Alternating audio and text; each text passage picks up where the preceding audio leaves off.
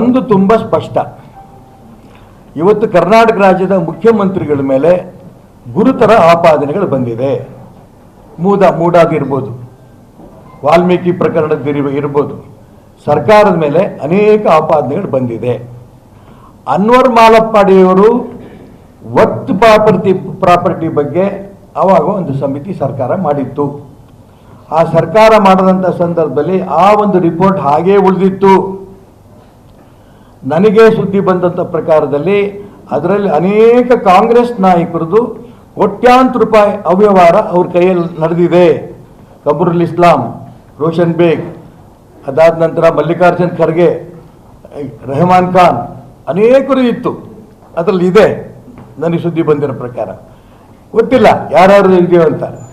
ಆ ಸಂದರ್ಭದಲ್ಲಿ ಆ ವರದಿಯನ್ನು ನಾನು ವಿಧಾನ ಪರಿಷತ್ನಲ್ಲಿ ವಿರೋಧ ಪಕ್ಷದ ನಾಯಕ, ಮೊನ್ನೆ DS ಶಂಕರ್ ಮೂರ್ತಿಯವರು ಸ್ಪೀಕರ್. ಆ ಸಂದರ್ಭದಲ್ಲಿ ನಾನು ಅವ್ರಿಗೆ ಒತ್ತಾಯ ಮಾಡಿದೆ, ವರದಿ ಬಂದಿದೆ ಅಂತ ಹೇಳ್ತಾ ಇದ್ದೀರಿ, ಟೇಬಲ್ ಮಾಡಿ ಅಂತ. ಟೇಬಲ್ ಮಾಡಿದ್ರೆ ಚರ್ಚೆಗೆ ಬರುತ್ತೆ. ಚರ್ಚೆ ಆಗಿ ಆಗಿ ಆಗಿ ಕೊನೆಗೆ ಟೇಬಲ್ ಮಾಡಿದ್ರು. ಆ ಟೇಬಲ್ ಮಾಡಿದ್ದು ಇನ್ನೂ ಕೂಡ ಚರ್ಚೆ ಇಟ್ಟಿಲ್ಲ. ನಾನು ಅದಕ್ಕೋಸ್ಕರ ಮಾನ್ಯ ಸಿದ್ದರಾಮಯ್ಯನವರಿಗೆ ಈಗ ಒತ್ತಾಯ ಮಾಡ್ತೀನಿ, ಅದನ್ನು ನೀವು ದಯವಿಟ್ಟು ಟೇಬಲ್ ಮಾಡಿ. ಅನ್ವರ್ ಮಾಲಪ್ಪಾಡಿಯ ಏನು ರಿಪೋರ್ಟ್ ಕೊಟ್ಟಿದ್ದಾರೆ ಅದನ್ನು ದಯವಿಟ್ಟು ವಿಧಾನಮಂಡಲದಲ್ಲಿ ಟೇಬಲ್ ಮಾಡಿ. ಇದು ಸಾರ್ವಜನಿಕರ ಮಧ್ಯೆ ಚರ್ಚೆಗೆ ಬರಲಿ. ಚರ್ಚೆ ಬಂದಂಥ ಸಂದರ್ಭದಲ್ಲಿ ಆ ಒಂದು ವರದಿನಲ್ಲಿ ಯಾರ್ಯಾರು ಇದರಲ್ಲಿ ಎಷ್ಟೆಷ್ಟು ಲೂಟಿ ಮಾಡಿದ್ದಾರೆ ಇದು ಹೊರಗೆ ಬರುತ್ತೆ. ಈಗ ಇದು ಒಂದು ನಂಬರ್ 1. ನಂಬರ್ 2, 150 ಕೋಟಿ ಪ್ರಕರಣದ ಬಗ್ಗೆ ಹೇಳ್ತೀರಿ. ಮೊನ್ನೆ ಮುಖ್ಯಮಂತ್ರಿ ಸಿದ್ದರಾಮಯ್ಯನವರು ಹೇಳಿದ್ದಾರೆ, ಪ್ರಿಯಾಂಕಾ ಖರ್ಗೆ ಅವರು ಕೂಡ ಹೇಳಿದ್ದಾರೆ, ಇದರಿಂದ ನೀವು ಬಹಿರಂಗ ಮಾಡಬೇಡಿ, ಏನು ಹೇಳಿಬೇಡಿ, ಇದಕ್ಕೆ 150 ಕೋಟಿ ರೂಪಾಯಿ ಕೊಡ್ತೀವಿ ಅಂತ ಹೇಳಿದ್ದಾರೆ ಅನ್ನೋಂಥ ಅಂಶ ಮೊನ್ನೆ ಮುಖ್ಯಮಂತ್ರಿಗಳು ಕಾಂಗ್ರೆಸ್ ಪ್ರಮುಖರೆಲ್ಲ ಹೇಳ್ತಾ ಇದ್ದಾರೆ. ನನಗೆ ಗೊತ್ತಿಲ್ಲ ಇದನ್ನು ತುಂಬ. ಅದು CBI ಹಾಕಿ ಅಂತ ಹೇಳ್ತಾರೆ, ಭಾಳ ಆಶ್ಚರ್ಯ ಇದ್ದಿತ್ತು. CBI ಕಂಡ್ರೆ ಕಾಂಗ್ರೆಸ್ನವ್ರಿಗೆ ಒಂದು ರೀತಿ ಬೆಂಕಿ ಕಣ್ಣು ಕಾಣೋದು. ಇದ್ದಕ್ಕಿದ್ದಂಗೆ ಅವ್ರು CBI ಕೊಡಿ ಅಂತಂದ್ರೆ CBI ಬಗ್ಗೆ ವಿಶ್ವಾಸ ಬಂತಲ್ಲ, ಅದೊಂದು ನಂಗೊಂದು ಸಮಾಧಾನ. ನಂಬರ್ 1. ನಂಬರ್ 2, CBI ಕೊಡೋದಕ್ಕೆ ಯಾರು ಕೊಡಬೇಕು? ರಾಜ್ಯ ಸರ್ಕಾರನೇ ಕೊಡಬೇಕು.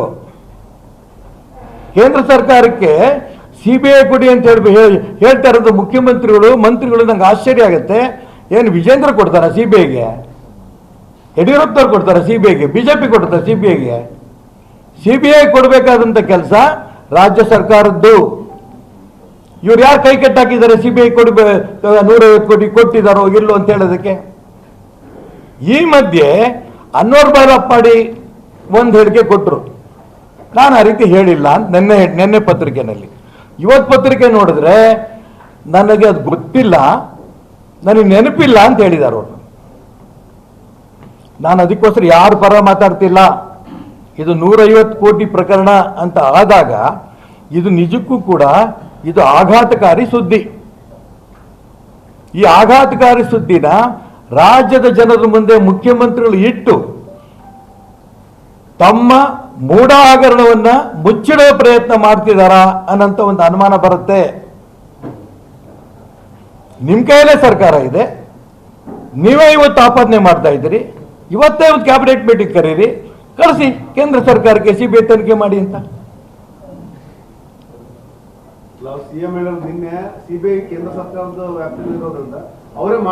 ಅವ್ರು ತಗೊಳಕ್ ಬರಲ್ಲ. ನೋಡೋ, ದಯವಿಟ್ಟು ನೀವು ಅರ್ಥ ಮಾಡ್ಕೊಳ್ಳಿ. ನೀವು ತಿಳುವಳಿಕಸ್ತರು. ಯಾವುದೇ CBIಗೆ ಯಾವುದೇ ರಾಜ್ಯದಿಂದ ಹೋಗ್ಬೇಕಾದ್ರೆ ನೇರವಾಗಿ ಕೇಂದ್ರ ಸರ್ಕಾರ ತಗೊಳಕ್ ಬರಲ್ಲ. ರಾಜ್ಯ ಸರ್ಕಾರವೇ ತೀರ್ಮಾನ ಮಾಡಿ ಕಳಿಸ್ಬೇಕು, ನೇರವಾಗಿ ತಗೊಳಕ್ ಬರಲ್ಲ. ಹಂಗೆ ತಗೊಂಡಂಗಿದ್ದಿದ್ರೆ ಮೂಢ ಹಗರಣ ತಗೋಬೋದಿತ್ತು, ವಾಲ್ಮೀಕಿ ಹಗರಣ ತಗೋಬೋದಿತ್ತು, 100 ಕಾಂಗ್ರೆಸ್ಸಿನ ಹಗರಣ ತಗೋಬೋದಿತ್ತು. ತಗೊಂಡಿಲ್ಲ. ಈಗಲೂ ನಾನು ಹೇಳ್ತೇನೆ, ಇವತ್ತು ರಾಜ್ಯದ ಜನರ ಮಧ್ಯೆ ಇದು 150 ಕೋಟಿ ರೂಪಾಯಿ. ಇವತ್ತು ಕೊನೆ ಇನ್ನೊಂದು ಮಾತು ಹೇಳಿದ್ದಾರೆ ವಿಜೇಂದ್ರ, ನನಗೆ ಕಾಂಗ್ರೆಸ್ ಅನ್ವರ್ ಮಾಲಪ್ಪಾಡಿ, ನನಗೆ ಕಾಂಗ್ರೆಸ್ ಕಡೆಯಿಂದ ಆಫರ್ ಬಂತು ಅಂತ. ಯಾರಾಗಾರೆ ಅವರು? ಇದು ವಕ್ತ್ ಪ್ರಾಪರ್ಟಿ ಏನಿದೆಯಲ್ಲ, ವಕ್ತ್ ಕಾಯ್ದೆ ಇದೆಯಲ್ಲ, ಈ ವಕ್ತ್ ಕಾಯ್ದೆ ಜಾರಿ ಬರೋ ತನಕನೂ ಕೂಡ ಕರ್ನಾಟಕ ರಾಜ್ಯದ ಸಾವಿರಾರು ಕೋಟಿ ಲೂಟಿ ಆಗಿದೆ. ಯಾರ್ಯಾರು ಲೂಟಿ ಮಾಡಿದ್ದಾರೆ, ಏನು ಕತೆ ಅನ್ನೋದು ಇದೆಯಲ್ಲ. ಅಕಸ್ಮಾತ್ ಮುಖ್ಯಮಂತ್ರಿಗಳ ಮಾತು ಸತ್ಯ ಆಗಿದ್ರೆ, ವಿಜೇಂದ್ರ 150 ಕೋಟಿ ರೂಪಾಯಿ ಆಫರ್ ಮಾಡಕ್ ಹೋಗಿದ್ರೆ, ಭಾರತೀಯ ಜನತಾ ಪಾರ್ಟಿಯವರು ಯಾರೋ ಒಂದಿಷ್ಟು ಜನ ಮಾಡಿರ್ಬೇಕಾಗಾದ್ರೆ, ನನಗೆ ಗೊತ್ತಿಲ್ಲ. ನಾನ್ಯಾಕೆ ಹೇಳಕ್ ಕೊಟ್ಟಿದ್ದೀನಿ ಅಂದ್ರೆ, ನಿಜಕ್ಕೂ ಮುಖ್ಯಮಂತ್ರಿಗಳು ತಮ್ಮೇಲೆ ಬಂದಿರೋಂಥ ಆಪಾದನೆಯನ್ನ ತಪ್ಪಿಸ್ಕೊಳ್ಳೋಕ್ಕೋಸ್ಕರ ಈ 150 ಕೋಟಿ ರೂಪಾಯಿ ಆಫರ್ ಮಾಡೋಕ್ಕೆ ವಿಜೇಂದ್ರ ಹೋಗಿದ್ದ ಅಂತ ಹೇಳಿದ ಅಕ್ಷಮ್ಯ ಅಪರಾಧ ಆಗೈತೆ ಸುಳ್ಳಾದ್ರೆ. ಅದಕ್ಕೋಸ್ಕರ ಸಿಬಿಐ ತನಿಖೆಗೆ ಹಾಕಿದ್ರೆ ಮಾತ್ರ ಇದು ಬಹಿರಂಗ ಆಗತ್ತೆ. ಇಲ್ಲ ಅಂತಂದ್ರೆ ಇದೇನಾಗುತ್ತೆ, ಇವತ್ತು ಇಡೀ ಕರ್ನಾಟಕ ರಾಜ್ಯ ಜನಕ್ಕೆನೆ ಯಾರು ನಂಬಬೇಕು ಯಾರು ನಂಬಾರ್ದು ಅನ್ನಂತ ಅನುಮಾನಕ್ಕೆ ಬರುತ್ತೆ. ಒಂದು ತುಂಬಾ ಸ್ಪಷ್ಟ, ಇವತ್ತು ಕರ್ನಾಟಕ ರಾಜ್ಯದ ಮುಖ್ಯಮಂತ್ರಿಗಳ ಮೇಲೆ ಗುರುತರ ಆಪಾದನೆಗಳು ಬಂದಿದೆ. ಮೂಡಾದಿರ್ಬೋದು, ವಾಲ್ಮೀಕಿ ಪ್ರಕರಣದ ಇರ್ಬೋದು, ಸರ್ಕಾರದ ಮೇಲೆ ಅನೇಕ ಆಪಾದನೆಗಳು ಬಂದಿದೆ. ಅನ್ವರ್ ಮಾಲಪ್ಪಾಡಿಯವರು ವಕ್ತ್ ಪ್ರಾಪರ್ಟಿ ಬಗ್ಗೆ ಆವಾಗ ಒಂದು ಸಮಿತಿ ಸರ್ಕಾರ ಮಾಡಿತ್ತು. ಆ ಸರ್ಕಾರ ಮಾಡದಂಥ ಸಂದರ್ಭದಲ್ಲಿ ಆ ಒಂದು ರಿಪೋರ್ಟ್ ಹಾಗೇ ಉಳಿದಿತ್ತು. ನನಗೆ ಸುದ್ದಿ ಬಂದಂಥ ಪ್ರಕಾರದಲ್ಲಿ ಅದರಲ್ಲಿ ಅನೇಕ ಕಾಂಗ್ರೆಸ್ ನಾಯಕರದು ಕೋಟ್ಯಾಂತರ ರೂಪಾಯಿ ಅವ್ಯವಹಾರ ಅವ್ರ ಕೈಯಲ್ಲಿ ನಡೆದಿದೆ. ಕಮರುಲ್ ಇಸ್ಲಾಂ, ರೋಷನ್ ಬೇಗ್, ಅದಾದ ನಂತರ ಮಲ್ಲಿಕಾರ್ಜುನ್ ಖರ್ಗೆ, ರೆಹಮಾನ್ ಖಾನ್, ಅನೇಕರು ಇತ್ತು. ಅದರಲ್ಲಿ ಇದೆ ನನಗೆ ಸುದ್ದಿ ಬಂದಿರೋ ಪ್ರಕಾರ. ಗೊತ್ತಿಲ್ಲ ಯಾರ್ಯಾರು ಇದೆಯೋ ಅಂತ. ಆ ಸಂದರ್ಭದಲ್ಲಿ ಆ ವರದಿಯನ್ನ ನಾನು ವಿಧಾನ ಪರಿಷತ್ನಲ್ಲಿ ವಿರೋಧ ಪಕ್ಷದ ನಾಯಕ, ಮೊನ್ನೆ DS ಶಂಕರ್ ಮೂರ್ತಿಯವರು ಸ್ಪೀಕರ್. ಆ ಸಂದರ್ಭದಲ್ಲಿ ನಾನು ಅವ್ರು ಒತ್ತಾಯ ಮಾಡಿದೆ, ವರದಿ ಬಂದಿದೆ ಅಂತ ಹೇಳ್ತಾ ಇದ್ದೀರಿ, ಟೇಬಲ್ ಮಾಡಿ ಅಂತ. ಟೇಬಲ್ ಮಾಡಿದ್ರೆ ಚರ್ಚೆಗೆ ಬರುತ್ತೆ. ಚರ್ಚೆ ಆಗಿ ಕೊನೆಗೆ ಟೇಬಲ್ ಮಾಡಿದ್ರು. ಆ ಟೇಬಲ್ ಮಾಡಿದ್ದು ಇನ್ನೂ ಕೂಡ ಚರ್ಚೆ ಇಟ್ಟಿಲ್ಲ. ನಾನು ಅದಕ್ಕೋಸ್ಕರ ಮಾನ್ಯ ಸಿದ್ದರಾಮಯ್ಯನವರಿಗೆ ಈಗ ಒತ್ತಾಯ ಮಾಡ್ತೀನಿ, ಅದನ್ನು ನೀವು ದಯವಿಟ್ಟು ಟೇಬಲ್ ಮಾಡಿ. ಅನ್ವರ್ ಮಾಲಪ್ಪಾಡಿಯ ಏನು ರಿಪೋರ್ಟ್ ಕೊಟ್ಟಿದ್ದಾರೆ ಅದನ್ನು ದಯವಿಟ್ಟು ವಿಧಾನಮಂಡಲದಲ್ಲಿ ಟೇಬಲ್ ಮಾಡಿ. ಇದು ಸಾರ್ವಜನಿಕರ ಮಧ್ಯೆ ಚರ್ಚೆಗೆ ಬರಲಿ. ಚರ್ಚೆ ಬಂದಂಥ ಸಂದರ್ಭದಲ್ಲಿ ಆ ಒಂದು ವರದಿನಲ್ಲಿ ಯಾರ್ಯಾರು ಇದರಲ್ಲಿ ಎಷ್ಟೆಷ್ಟು ಲೂಟಿ ಮಾಡಿದ್ದಾರೆ ಇದು ಹೊರಗೆ ಬರುತ್ತೆ. ಈಗ ಇದು ಒಂದು ನಂಬರ್ 1. ನಂಬರ್ 2, 150 ಕೋಟಿ ಪ್ರಕರಣದ ಬಗ್ಗೆ ಹೇಳ್ತೀರಿ.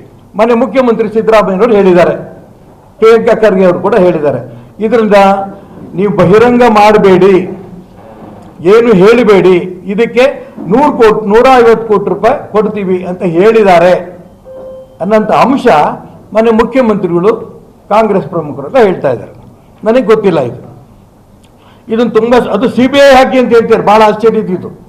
CBI ಕಂಡ್ರೆ ಕಾಂಗ್ರೆಸ್ನವ್ರಿಗೆ ಒಂದು ರೀತಿ ಬೆಂಕಿ ಕಣ್ಣು ಕಾಣೋದು. ಇದಕ್ಕಿದ್ದಂಗೆ ಅವ್ರು CBI ಕೊಡಿ ಅಂತಂದ್ರೆ CBI ಬಗ್ಗೆ ವಿಶ್ವಾಸ ಬಂತಲ್ಲ, ಅದೊಂದು ನಂಗೊಂದು ಸಮಾಧಾನ. ನಂಬರ್ 1. ನಂಬರ್ 2, CBI ಕೊಡೋದಕ್ಕೆ ಯಾರು ಕೊಡಬೇಕು? ರಾಜ್ಯ ಸರ್ಕಾರನೇ ಕೊಡಬೇಕು. ಕೇಂದ್ರ ಸರ್ಕಾರಕ್ಕೆ CBI ಕೊಡಿ ಅಂತ ಹೇಳ್ತಾ ಇರೋದು ಮುಖ್ಯಮಂತ್ರಿಗಳು, ಮಂತ್ರಿಗಳು. ನಂಗೆ ಆಶ್ಚರ್ಯ ಆಗುತ್ತೆ. ಏನು ವಿಜೇಂದ್ರ ಕೊಡ್ತಾರ CBIಗೆ? ಯಡಿಯೂರಪ್ಪನವ್ರು ಕೊಡ್ತಾರೆ CBIಗೆ? BJP ಕೊಡ್ತಾರೆ CBIಗೆ? CBI ಕೊಡಬೇಕಾದಂಥ ಕೆಲಸ ರಾಜ್ಯ ಸರ್ಕಾರದ್ದು. ಇವ್ರು ಯಾರು ಕೈ ಕಟ್ಟಾಕಿದ್ದಾರೆ CBI 150 ಕೋಟಿ ಕೊಟ್ಟಿದ್ದಾರೋ ಇಲ್ಲೋ ಅಂತ ಹೇಳೋದಕ್ಕೆ? ಈ ಮಧ್ಯೆ ಅನ್ವರ್ ಮಾಲಪ್ಪಾಡಿ ಒಂದು ಹೇಳಿಕೆ ಕೊಟ್ಟರು. ನಾನು ಆ ರೀತಿ ಹೇಳಿಲ್ಲ ನೆನ್ನೆ ಪತ್ರಿಕೆಯಲ್ಲಿ.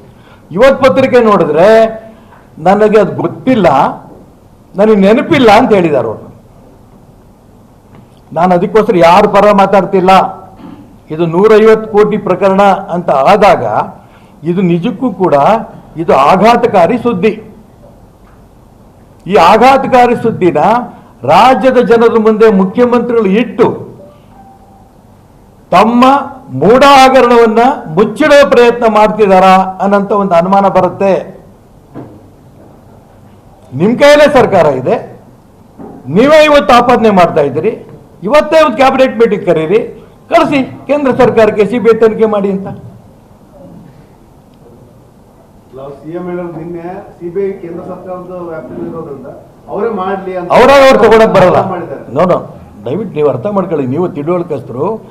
ಯಾವುದೇ CBIಗೆ ಯಾವುದೇ ರಾಜ್ಯದಿಂದ ಹೋಗ್ಬೇಕಾದ್ರೆ ನೇರವಾಗಿ ಕೇಂದ್ರ ಸರ್ಕಾರ ತಗೊಳಕ್ ಬರಲ್ಲ.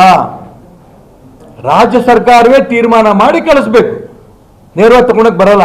ಹಂಗ್ ತಗೊಂಡಂಗಿದ್ದಿದ್ರೆ ಮೂಡ ಹಗರಣ ತಗೋಬೋದಿತ್ತು, ವಾಲ್ಮೀಕಿ ಹಗರಣ ತಗೋಬೋದಿತ್ತು, 100 ಕಾಂಗ್ರೆಸ್ಸಿನ ಹಗರಣ ತಗೋಬೋದಿತ್ತು, ತಗೊಂಡಿಲ್ಲ.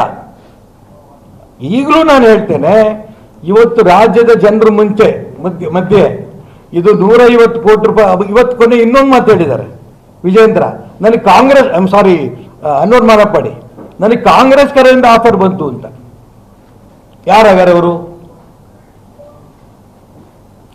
ಇದು ವಕ್ತ್ ಪ್ರಾಪರ್ಟಿ ಏನಿದೆಯಲ್ಲ, ವಕ್ತ್ ಕಾಯ್ದೆ ಇದೆಯಲ್ಲ, ಈ ವಕ್ತ್ ಕಾಯ್ದೆ ಜಾರಿ ಬರೋ ತನಕನೂ ಕೂಡ ಕರ್ನಾಟಕ ರಾಜ್ಯದ ಸಾವಿರಾರು ಕೋಟಿ ಲೂಟಿ ಆಗಿದೆ. ಯಾರ್ಯಾರು ಲೂಟಿ ಮಾಡಿದ್ದಾರೆ, ಏನು ಕತೆ ಅನ್ನೋದು ಇದೆಯಲ್ಲ. ಅಕಸ್ಮಾತ್ ಮುಖ್ಯಮಂತ್ರಿಗಳ ಮಾತು ಸತ್ಯ ಆಗಿದ್ರೆ, ವಿಜೇಂದ್ರ 150 ಕೋಟಿ ರೂಪಾಯಿ ಆಫರ್ ಮಾಡಕ್ ಹೋಗಿದ್ರೆ, ಭಾರತೀಯ ಜನತಾ ಪಾರ್ಟಿಯವರು ಯಾರೋ ಒಂದಿಷ್ಟು ಜನ ಮಾಡಿರ್ಬೇಕಾಗಾದ್ರೆ, ನನಗೆ ಗೊತ್ತಿಲ್ಲ. ನಾನ್ಯಾಕೆ ಹೇಳಕ್ ಕೊಟ್ಟಿದ್ದೀನಿ ಅಂದ್ರೆ, ನಿಜಕ್ಕೂ ಮುಖ್ಯಮಂತ್ರಿಗಳು ತಮ್ಮೇಲೆ ಬಂದಿರೋಂಥ ಆಪಾದನೆಯನ್ನ ತಪ್ಪಿಸ್ಕೊಳ್ಳೋಕ್ಕೋಸ್ಕರ ಈ 150 ಕೋಟಿ ರೂಪಾಯಿ ಆಫರ್ ಮಾಡೋಕ್ಕೆ ವಿಜೇಂದ್ರ ಹೋಗಿದ್ದ ಅಂತ ಹೇಳಿದ ಅಕ್ಷಮ್ಯ ಅಪರಾಧ ಆಗೈತೆ ಸುಳ್ಳಾದ್ರೆ. ಅದಕ್ಕೋಸ್ಕರ CBI ತನಿಖೆಗೆ ಹಾಕಿದ್ರೆ ಮಾತ್ರ ಇದು ಬಹಿರಂಗ ಆಗತ್ತೆ.